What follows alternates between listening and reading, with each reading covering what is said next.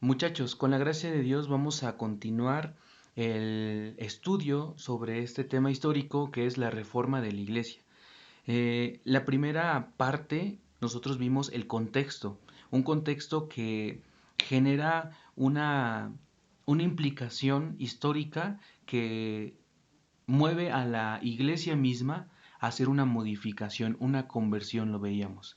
Vimos el Renacimiento, qué es, cuándo, cuáles son sus características principales, qué pasaba en Europa en el siglo XV, los personajes importantes, entre ellos Martín Lutero, como lo vamos a ver ahora, Zwinglio en Inglaterra, Calvino en Francia, Knox en Escocia, el emperador de Europa, que es Carlos V, a quien hoy mencionaremos, al igual que en Italia, San Ignacio de Loyola, y en España, Santa Teresa de Jesús.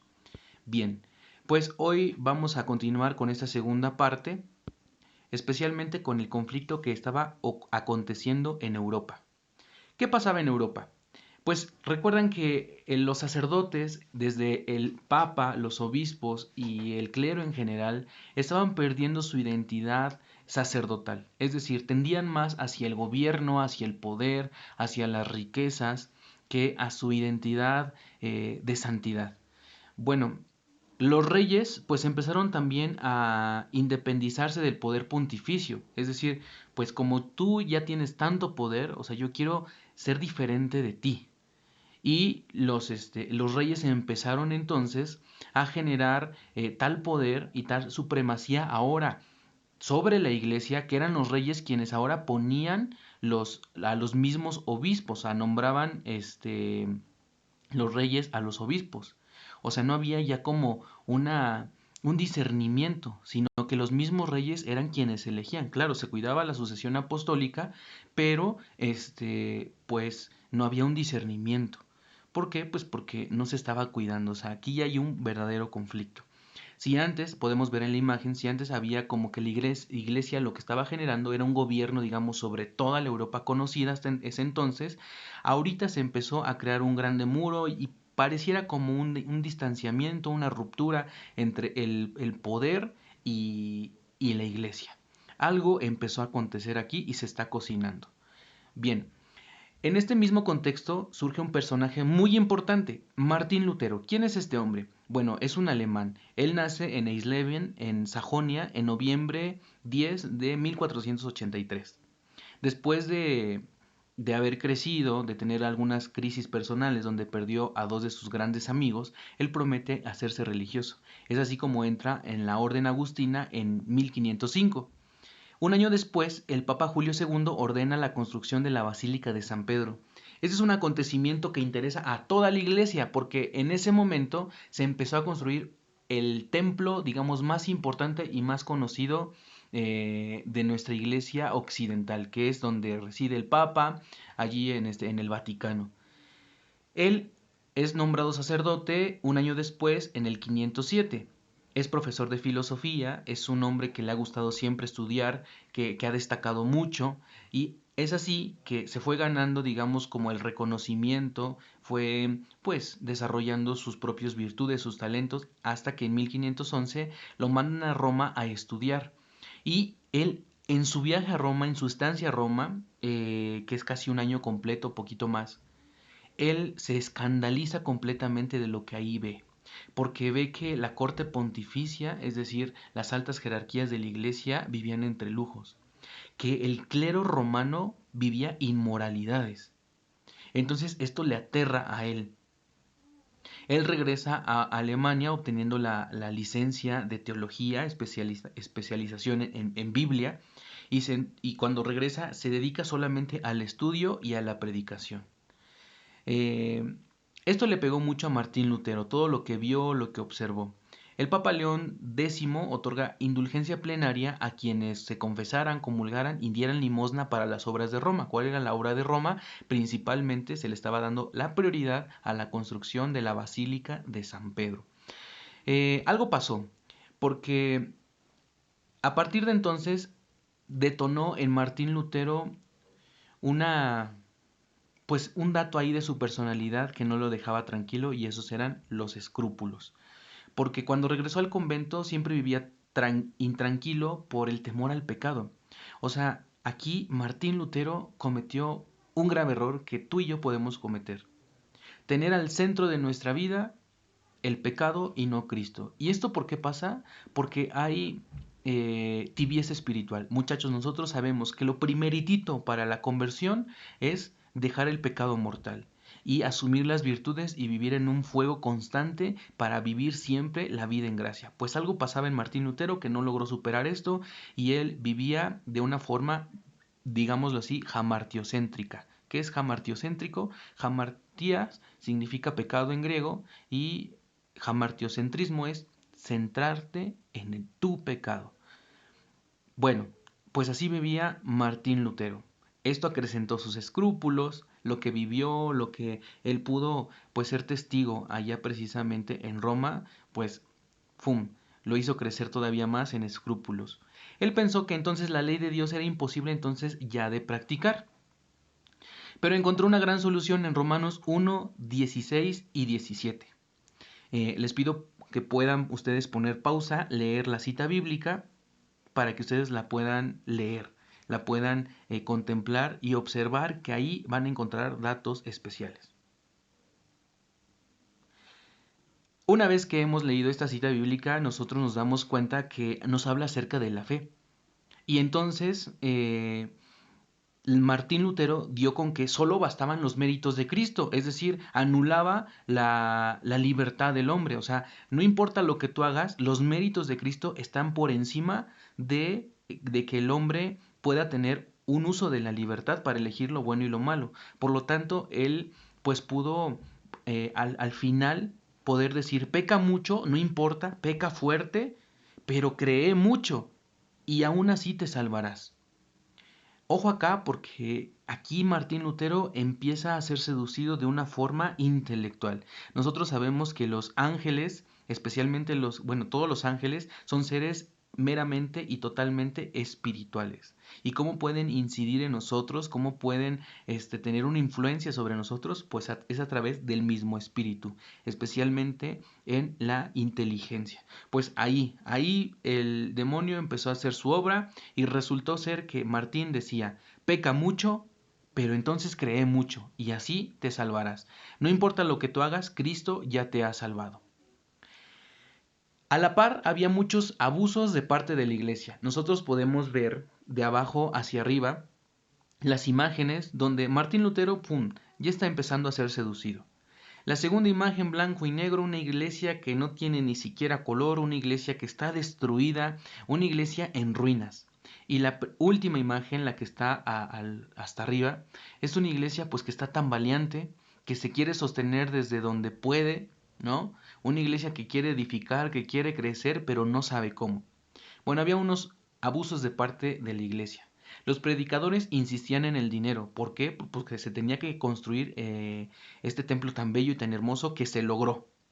Pero a ver, ¿es malo pedir dinero para construir templos católicos?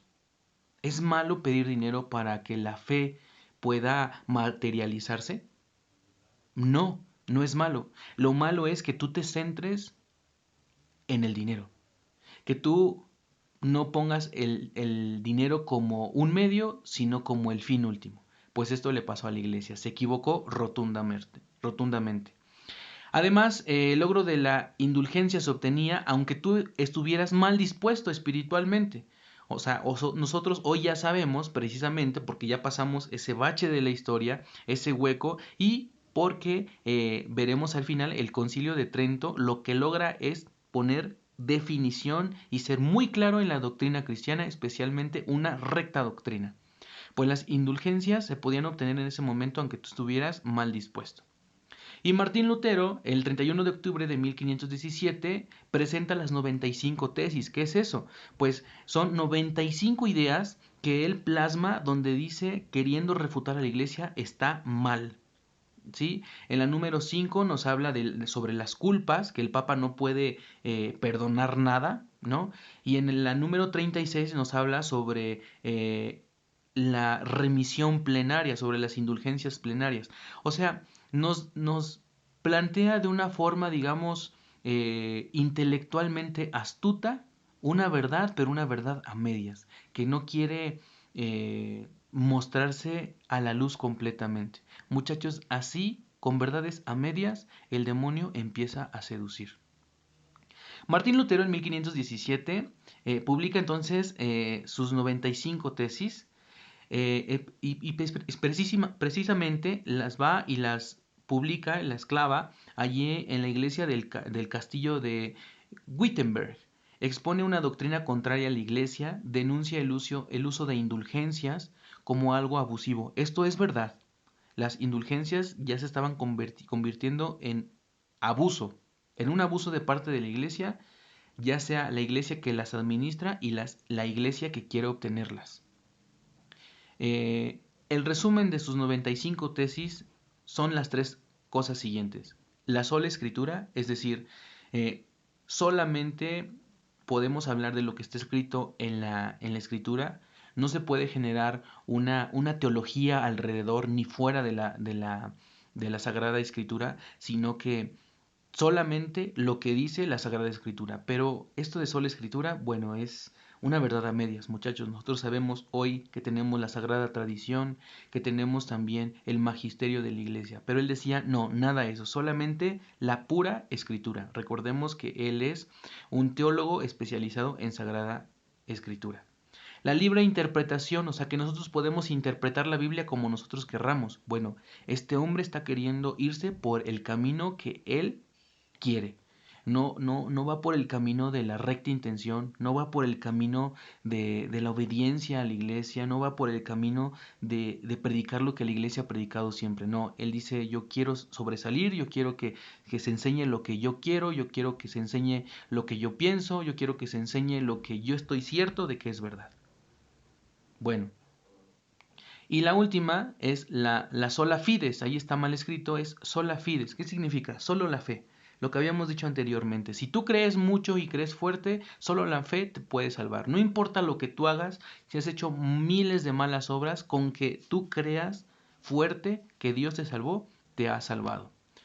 Bueno, el Papa precisamente emite una bula que se llama Exsurge Domine, es la bula que vemos en la siguiente imagen, la primera imagen que está allí, que pues él contradice 41 tesis de Lutero, amenaza con la excomunión y le pide que se retracte en un periodo menor a 60 días. No, Lutero no quiso responder, como suelen hacer las personas soberbias, las personas que ya están metidas eh, en su corazón corrupto, ¿no? No dan respuesta, no quieren recapacitar.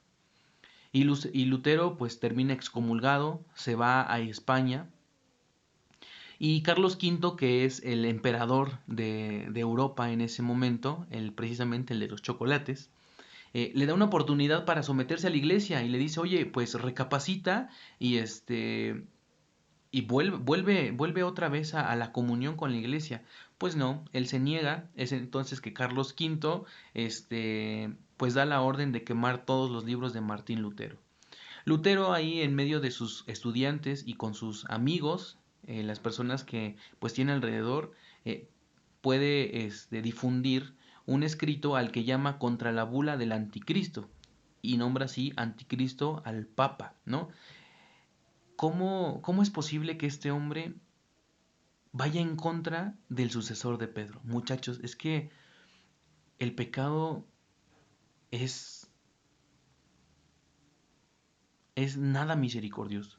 El pecado va contra todo, o sea, es el gran asesino. Va y quiere matar tu alma hasta no más poder. Y una vez que la mata, va contra la iglesia. Qué terrible este momento. Lutero fue acogido en el castillo de Wartburgo 2 años y ahí se dedicó él a escribir, a traducir la Biblia al alemán y tuvo ciertamente gran éxito pese a los errores que él ha tenido, los contrasentidos, las inexactitudes que pues tiene su propia traducción y difunde esta mala doctrina y falsa doctrina y se deja ayudar por la imprenta. Vean cómo la imprenta al principio pues hace un montón de cosas muy buenas porque podemos utilizar las cosas de tal forma bien o de tal forma mal. Pues este hombre con la imprenta pues pudo publicar estos escritos, esta Biblia al alemán, que es la primera Biblia traducida a lengua, digamos, vernácula y nacional, ¿no? Bueno, Martín Lutero, en este contexto y su Alemania, genera que León X, al subir al trono, pues suspende las indulgencias, dice, no, pues no quiero tener aquí este conflicto, vamos a darle solución. Luego se promulga una nueva independencia para la reconstrucción de la Basílica de San Pedro. Bueno, se generó algo. O sea, ciertamente la iglesia no es tonta.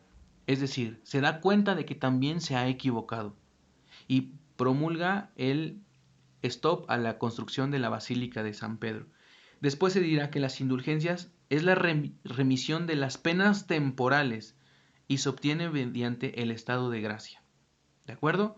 Entonces, hasta aquí podemos ya tener bien claro lo que habíamos dicho en la primera sesión, luego al iniciar el tema, que había tres formas de ver este punto que hoy estamos abordando, que es la reforma de la iglesia. En la primera parte es verlo como un cisma, o sea, la reforma es igual a cisma, que donde los Martín Lutero, los protestantes, Zwinglio, Calvino, son, digamos, los personajes principales, ¿no? Los que dicen algo está mal. La segunda forma de verlo es como en forma de causa y efecto, es decir, hay una reforma protestante, es decir, los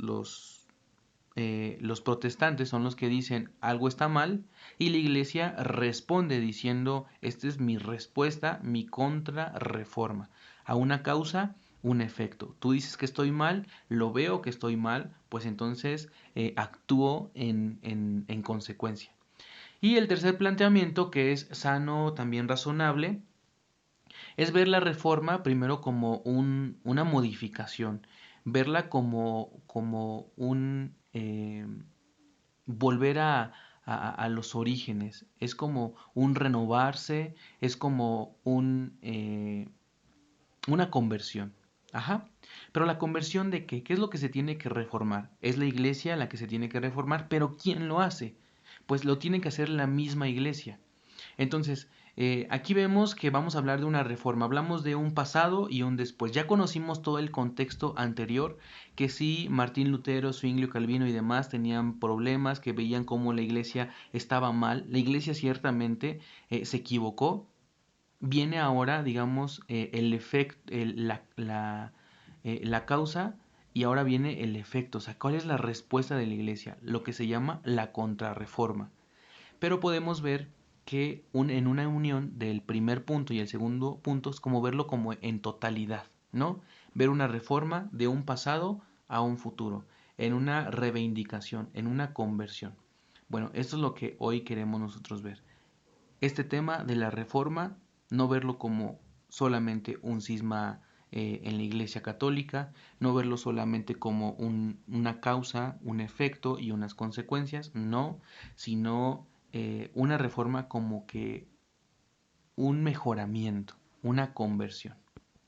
Bien, pues ahora sí viene la reforma de la iglesia. O sea, ¿cuál fue la conversión? ¿De qué te convertiste? Ya vimos todo el pasado de la iglesia, tanto en la cabeza, el papa y todos los obispos, el clero y la misma iglesia que estaban realmente perdidos.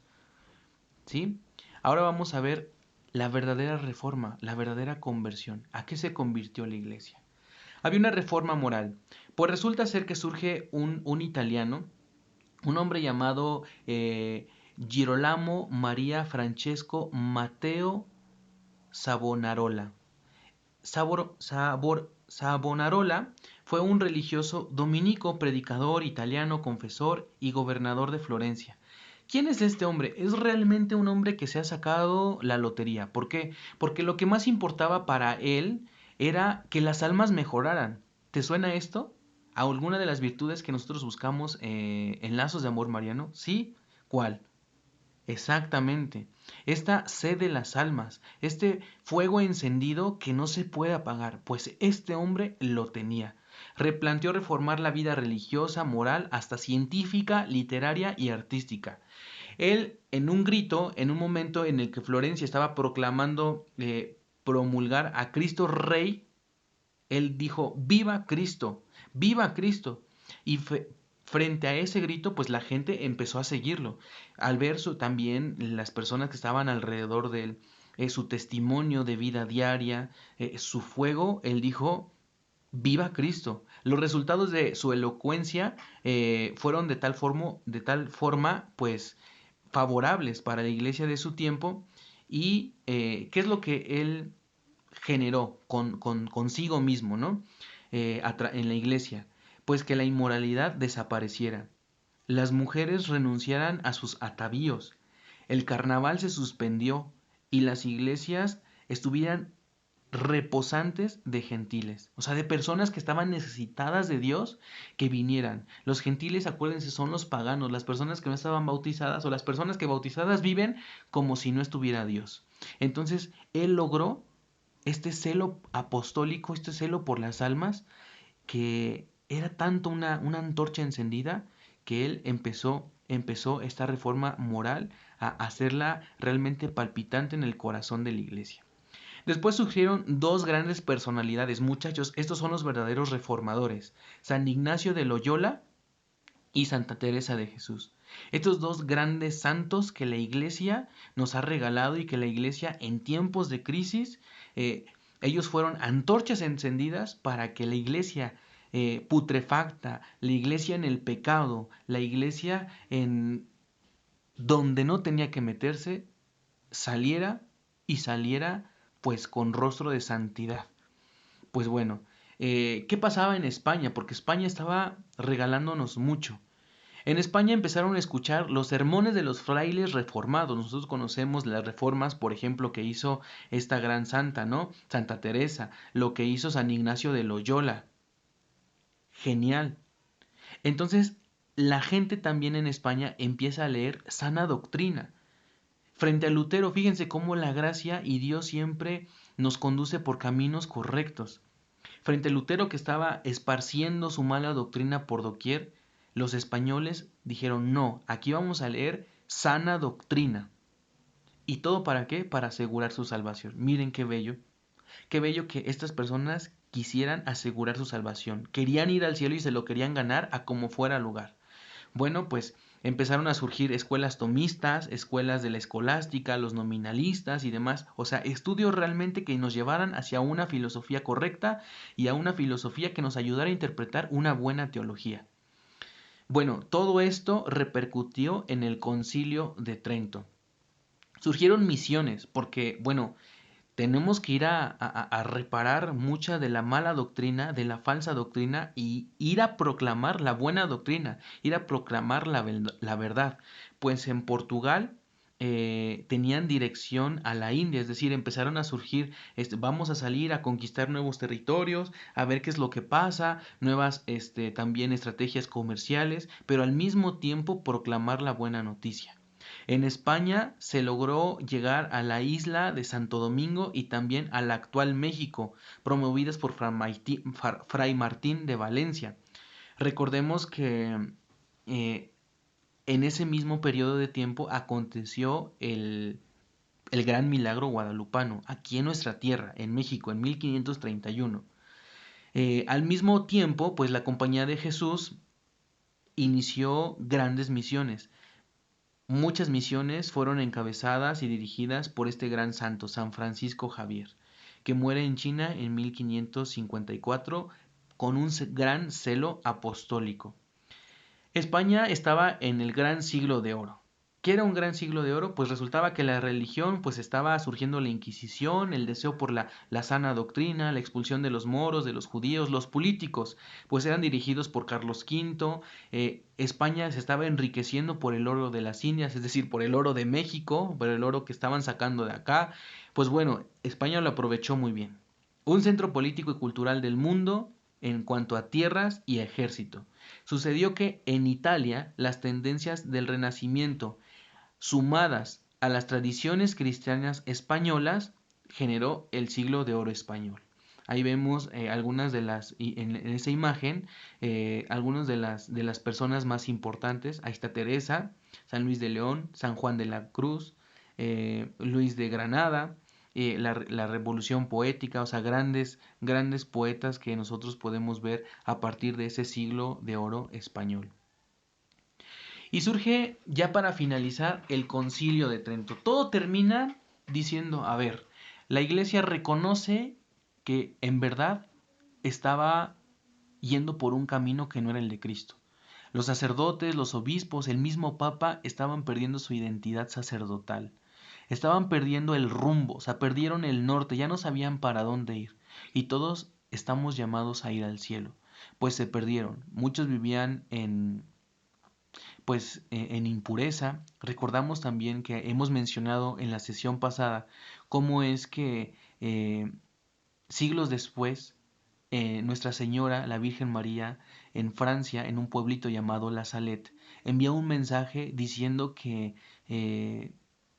todo el clero, los sacerdotes, se han convertido y se están convirtiendo en cloaca de impureza. Y en esos momentos no surgió así como que, no, ¿cómo es posible si los sacerdotes son santos? Sí, pero vemos cómo también nuestra iglesia es pecadora, llamada a la santidad, pero también pecadora. La misma iglesia que retomó esto y que dijo, requerimos cambiarlo. Surgen entonces los personajes, personas que dentro de la iglesia quieren y ven las cosas porque son inteligentes, ven esto está mal, pero aquí hay que discernir cómo proceder. Bajo el título o el simplemente un celo apostólico, celo por las almas y la primera es la mía, o simplemente un celo, pero un celo que surge de la vanidad, un surge de la egolatría, de que yo quiero simplemente que me vean, que me observen. Y en ese entonces, pues simplemente generar división, como lo hicieron Martín Lutero, Calvin, Zwinglio, esos personajes que nacionalizaron sus iglesias y que dijeron no más a la comunión con el Papa, no más a la comunión con la Iglesia Católica, en mi propio país mi iglesia va a ser nacionalista. Y yo en Alemania, yo en Inglaterra, yo en... Hermanos, nos puede pasar a nosotros lo mismo, que nosotros nos volvamos sectarios, nos volvamos piedra de tropiezo, que nos volvamos esclavos y sirvientes del demonio. Recordemos que el demonio es el que divide. Pues bueno, la iglesia ante esta situación y ahora viendo también a los buenos ejemplos y buenos testimonios como los verdaderos reformadores de la iglesia, como Santa Teresa que se dedicó a ir de convento en convento, mejorando la vida conventual, la vida de las religiosas y llamándolas a una verdadera santidad, con un fuego realmente ardiente. Vemos a este italiano este hombre, que tenía verdadero celo apostólico, celo por las almas. Muchachos, no caigamos en división. Y entonces la iglesia, asumiendo su debilidad, su fragilidad, su maldad, la pone a la luz y en la luz es revelado todo y dice tenemos que hacer algo. Y surge el Concilio de Trento. Este Concilio de Trento es importantísimo. ¿Por qué? Porque, bueno, este concilio se desarrolla en dos periodos discontinuos. ¿Qué quiere decir esto? Que se hizo en dos partes y no necesariamente una en este lado, otra en el otro lado, sino diferidas en cuanto a su temporalidad. Una en 1545 y la otra en 1563. Un gran periodo de tiempo, o sea, aproximadamente unos 20 años de separación entre cada uno. Tuvo lugar en Trento, una ciudad del norte de Italia actual. Se convocó como respuesta a la reforma protestante para alcanzar diversos puntos doctrinales. ¿Cuáles fueron sus objetivos? Definir la doctrina católica y disciplinar de sus miembros, condenando la reforma, entendida la reforma como el momento en que brincaron Martín Lutero, brincaron varias personas dentro de la misma iglesia católica, pero que ellos actuaron, digamos, de forma no comunitaria, no en comunión. Bueno, entonces se condena la reforma protestante en forma de herejía. El Concilio de Trento es provocado por Paulo III en 1545, lo preside también él y después de su muerte Julio III y Pío IV. Asisten alrededor de 255 obispos en su última sesión. Fue el concilio más influyente de esos momentos. ¿Por qué? Pues porque la iglesia realmente requería una conversión. Bueno, a ver muchachos, hasta acá nosotros podemos ver en la historia del dogma que se defendía a la iglesia muchas veces de los ataques exteriores, pero ahorita se empieza a defender la iglesia de los ataques interiores. O sea, es aquí como que los primeros dolores de parto. ¿Por qué? Porque la iglesia tiene dolores, pero dentro de sí misma, donde algo estaba pasando, algo se estaba cocinando, algo estaba aconteciendo y causaba mucho dolor al interno. Pues resulta ser que al interior de la iglesia, pues había pecado. Había pecado y que hay que expulsarlo, hay que cortar con él. Bueno, su importancia histórica es altísima porque defendió la doctrina iglesia especialmente en temas de Sagrada Escritura, de tradición, de los sacramentos, del celibato, prohibiendo el casamiento de los sacerdotes, o sea, vida en pureza. La afirmación de la supremacía de la autoridad papal, es decir, todos obedientes al Papa. El decreto de la fundación de los seminarios. Ahora los seminarios iban a existir. O sea, la formación de los sacerdotes es importantísima. No bastaba con que tú fueras el aprendiz del párroco, de un sacerdote, que él te enseñara con lo que él podía, con lo que él día a día te iba enseñando, y con eso bastara, y después de algún tiempo tú ya eres digno y está completamente capacitado para ejercer el sacerdocio. No, ya tenía que haber una regulación. A ver, se van a generar seminarios donde personas que aspiren al sacerdocio van a ser formadas. Y también la delimitación de los campos de aplicación de los teólogos. Hay cosas que, pues digamos, especialidad, o sea, tú no puedes hablar de todo. O sea, específicate en algo y en eso vas a crecer y vas a doctorarte, ¿no? Vas a aprender mucho. Bueno, este concilio de Trento concilió y definió las siguientes cosas: las nuevas normas dogmáticas en cuanto a liturgia y en cuanto a ética de la Iglesia. En especial las prácticas rechazadas por los protestantes. ¿Cuáles eran estas? La presencia real de Cristo en la Eucaristía. O sea, no es una simulación. Cristo está realmente y presente en la Eucaristía. La justificación por la fe y por las obras, no como decía Lutero, o sea, no importa lo que tú hagas, sino cree mucho. Recordemos también lo que dice Santiago, lo que dice San Pedro en sus cartas, no solamente la fe, sino también las obras. La conservación de los 7 sacramentos, las indulgencias, la veneración de la Virgen María y de los santos. Todo esto definió el Concilio de Trento. Vamos a ir viendo punto a punto. ¿Qué tiene que decir Trento sobre las Sagradas Escrituras? Para detenerse y contendrá los espíritus, bueno, para contenerse y para contener los espíritus inquietos y osados, se ordena que en lo tocante a la fe y a las costumbres, como perteneciente al edificio de la doctrina cristiana, nadie, si criando en su propio juicio, tenga la audacia para dar a las escrituras un sentido particular. Es decir, nadie las puede interpretar como quiera, porque puede caer en el error de desviarse del sentido que se ha dado y da la Santa Madre Iglesia, la única a quien le corresponde juzgar acerca del verdadero sentido y de la interpretación de las Sagradas Escrituras. Es decir, no podemos hacer simples reflexiones sobre lo que nos inspire el Espíritu Santo según nosotros. No, requerimos formarnos para saber qué es lo que la Iglesia realmente predica y predicar realmente el Evangelio que realmente nos mueva a una conversión, una vida en santidad. Sobre los sacramentos. La gracia llega por medio de los sacramentos, que son 7, los estipula, pero habla especialmente sobre el bautismo, que borra el pecado original y no la tendencia a pecar. Es decir, te borra el pecado, pero la tendencia a pecar allí queda.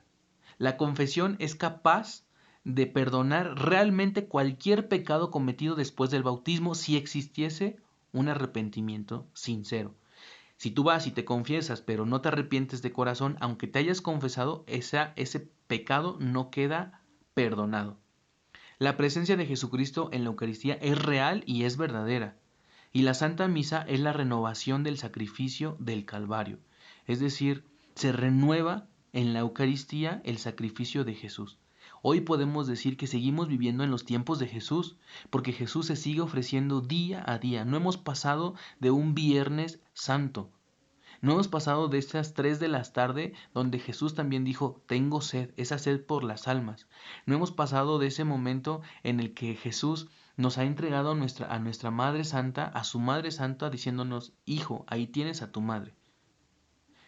Muchachos, la Eucaristía tiene un alto grado, el máximo grado de santidad porque es Jesús mismo entregándose, es el amor al extremo.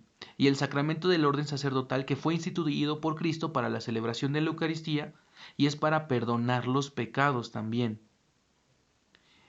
También el Concilio de Trento trató sobre los demás sacramentos, pero los más importantes, lo que se dijo, digamos, con mayor importancia, fue los que hoy no, en este momento se han nombrado. Respecto al pecado original, Trento definió que ciertamente la naturaleza humana ha quedado herida por el pecado original, pero no absolutamente corrompida. Por eso el cristiano, con la ayuda de la gracia, puede hacer el bien y evitar el mal, aunque de una manera costosa. Es decir, es fácil pecar, es fácil que el pecado en nosotros genere consecuencias. Lo que es difícil es después de que nosotros ya nos confesamos, nuestra carne volverla a educar, volverla a tender hacia la gracia. Eso cuesta trabajo y nosotros sabemos que eso es el combate de día a día, un combate espiritual a no tender al pecado, sino mantenernos siempre en la iglesia, en la gracia. Y qué bello que la iglesia precisamente nos dé testimonio de tantos santos que han vivido las virtudes de manera heroica.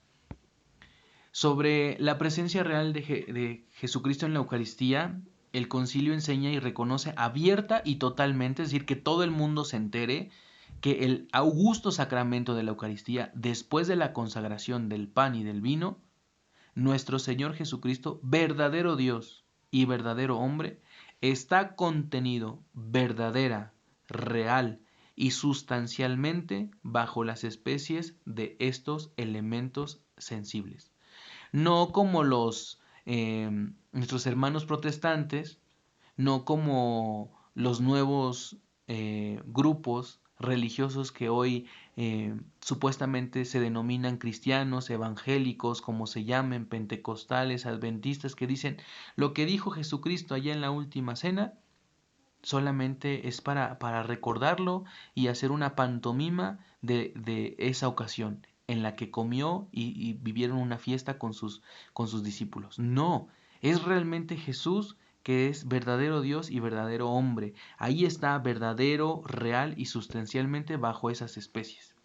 Sobre las obras que decía Martín Lutero que pues no importaban. A los hombres que están justificados, sea porque siempre hayan conservado la gracia recibida, o sea porque han recobrado tras haberla perdido por medio de la penitencia, hay que recordar las palabras del apóstol. ¿Cuáles son estas?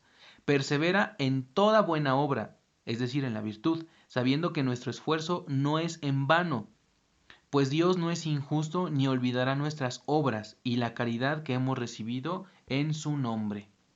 Sobre las ceremonias, litúrgicamente, ¿qué dijo el concilio? Eh, que todo esto, dado que la naturaleza del hombre es tal que no puede fácilmente, sin ayuda exterior, elevarse a la meditación de las cosas divinas, la Iglesia, como madre compasiva, ha establecido determinar sus usos. Ha establecido así ceremonias como las bendiciones, las luces, la sensación, los adornos y otras diversas cosas semejantes que proceden de la enseñanza y la tradición de los apóstoles y que tienen por objeto realizar la majestad del gran sacrificio de la misa y estimular los espíritus de los fieles con estos signos visibles de piedad y de religión y a la contemplación de los sublimes misterios que ocultan este gran sacrificio. Es decir, que se pueden en las ceremonias embellecer con signos visibles. ¿Para qué? Para que las ceremonias, los templos, nosotros podamos, como dice la iglesia, porque nosotros tendemos fácilmente a, a no elevar nuestro espíritu. Pero con la ayuda de estos templos, con la ayuda de lo sagrado, con la ayuda de los signos visibles, sensibles, nosotros podemos elevar el espíritu. ¿Cómo es posible que quizá a algunos de entre nosotros, algunas personas católicas, decidan, por ejemplo, contraer matrimonio o adquirir uno de los sacramentos, pero de forma, o celebrar la Eucaristía, allí en cualquier lugar.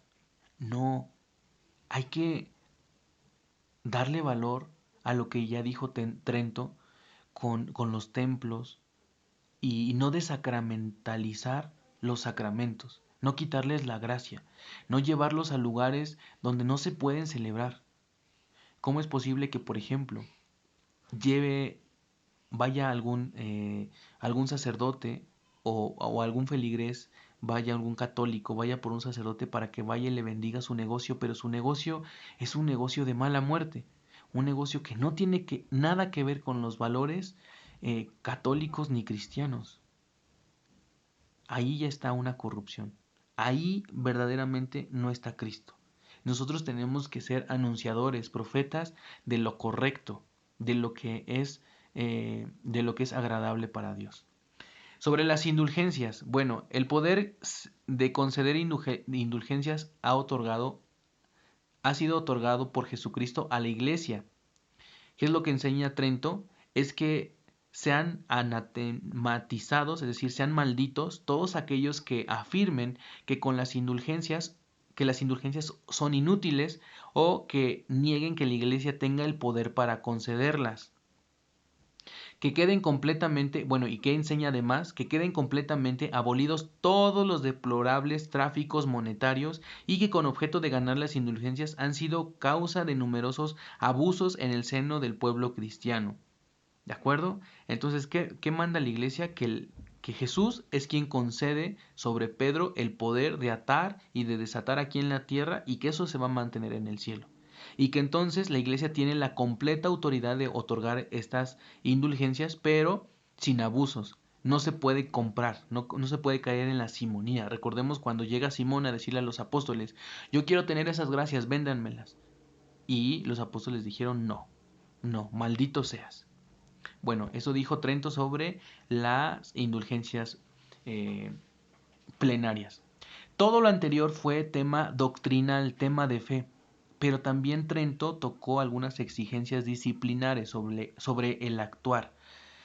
Pedía para los obispos residir en sus diócesis, o sea, no pueden irse a otra diócesis a vivir y estar. Se daba mucho que, por ejemplo, ellos tenían una diócesis a su cargo, pero vivían todo el tiempo en Italia, ¿no? Todo tiempo en Roma, todo el tiempo allí entre parrandas, entre inmoralidades. No, tienen que residir en sus diócesis. Realizar visitas a sus parroquias de un modo frecuente, mantener una vida austera de acuerdo al servicio que presentan, cuidar la selección y la formación moral y teológica y doctrinal de sus futuros sacerdotes y de los sacerdotes. Este mandato establece los seminarios diocesanos, es decir, que se creen estos espacios de formación para quienes aspiren al sacerdocio, de manera que se llevase a cabo la reforma real en los ministros de la iglesia. O sea, no era como que, bueno, yo me junto a este sacerdote que es pues realmente una persona inmoral, pero pues que gana dinero, le va bien, entonces sabe relacionar, pues me enseño a como él. No, se tiene que reglamentar. O sea, no es una producción tampoco en serie, pero sí se tiene que cuidar ciertamente un orden y se tiene que cuidar una doctrina. A los sacerdotes en general se les pedía que, que también pudieran residir en sus parroquias, que la predicación llevara una connotación pues de enseñanza práctica, que hablaran sobre el evangelio, que tuvieran un real cura de las almas, un celo apostólico, que vivieran en una vida austera y el uso del traje talar, es decir, de la sotana, en todo momento. Esto fue en Trento. Hoy en día nuestros sacerdotes pues realmente viven eh, pues ya como regresando al pasado, como queriendo otra vez meterse en el mundo. No es que porque veamos un sacerdote sin sotana ya es del mundo. No, no, no, hermanos, pero tengamos en cuenta que Trento es lo que pudo proponer el uso del traje talar, es decir, de la sotana, en todo momento. También impartir la catequesis a niños e instrucción religiosa a sus fieles. y se dictan normas contra el concubinato de los clérigos, es decir, que no pueden tener ellos esposa y cuidar el celibato y vivir una vida de pureza. Para terminar, muchachos, bueno, pues aquí tenemos un pequeño mapa donde nosotros podemos observar el territorio católico, así, grande, grande, grande, grande, pero también las zonas que cayeron, digamos, en esta división protestante, con esta reforma. A quienes se mantuvieron fieles en la iglesia los tenemos en color amarillo, el verde con Lutero, que son pues toda la zona de Alemania, las zonas rositas, que ahí la vemos, Edimburgo, Ámsterdam, Zúrich, son las zonas donde se fueron con Calvino, iglesias que, pues, nacionalistas, zonas de dominio anglicano como Oxford, Londres y un pedacito ahí de Dublín hacia el lado oriente, pues allí la iglesia católica pues no pudo más reinar, y otras religiones que es en el Asia Menor y en la parte norte de África. Muchachos, pues con esto cerramos el tema de la reforma de la iglesia. Y quiero también invitarles a que nosotros somos inteligentes y como Lutero, como Calvin, como Knox, eh, como personas como San Ignacio de Loyola, como Savonarola, como Santa Teresa de Jesús, como eh, los misioneros, somos inteligentes para darnos cuenta que las cosas no van bien en la iglesia. Pero nosotros debemos elegir qué camino tomar. El camino que tomó Martín Lutero, que lo llevó realmente a una testarudez, lo llevó a una soberbia, hasta causar división, causar confrontamiento, causar pues crítica dentro de la iglesia, ese espíritu de murmuraciones, y que no se fue, digamos, por la vía que siguió, por ejemplo, Santa Teresa de Jesús, San Ignacio de Loyola, los verdaderos reformadores, ¿no? Que fue la de la gracia, el camino de la obediencia evangélica, el camino de la obediencia a la iglesia católica, de la fidelidad.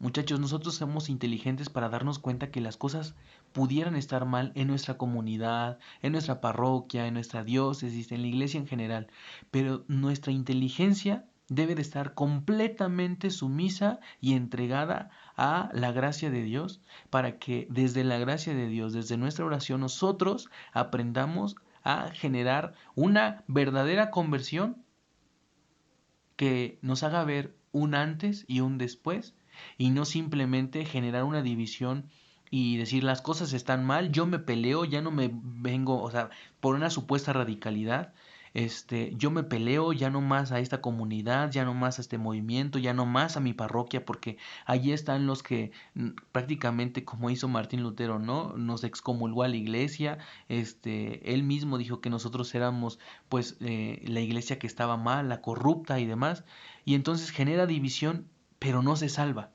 no se salva.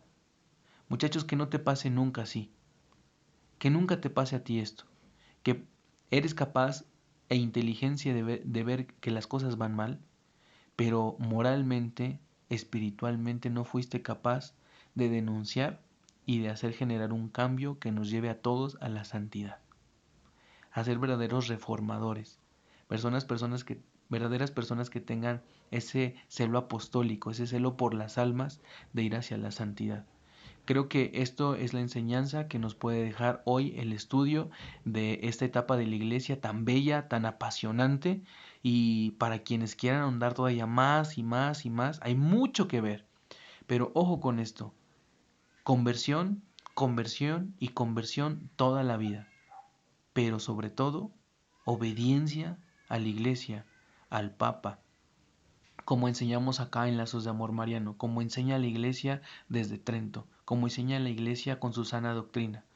Ojo con a quién sigues, ojo cómo te alimentas y cómo vives los sacramentos, y ojo porque pareciera que aunque tú estás en un movimiento de la iglesia, aunque tú estás supuestamente formado, te puede pasar como Martín Lutero. Dentro de la iglesia siendo un religioso, siendo sacerdote, siendo una persona intelectual, cayó en el error. Que la gracia de Dios esté con todos ustedes.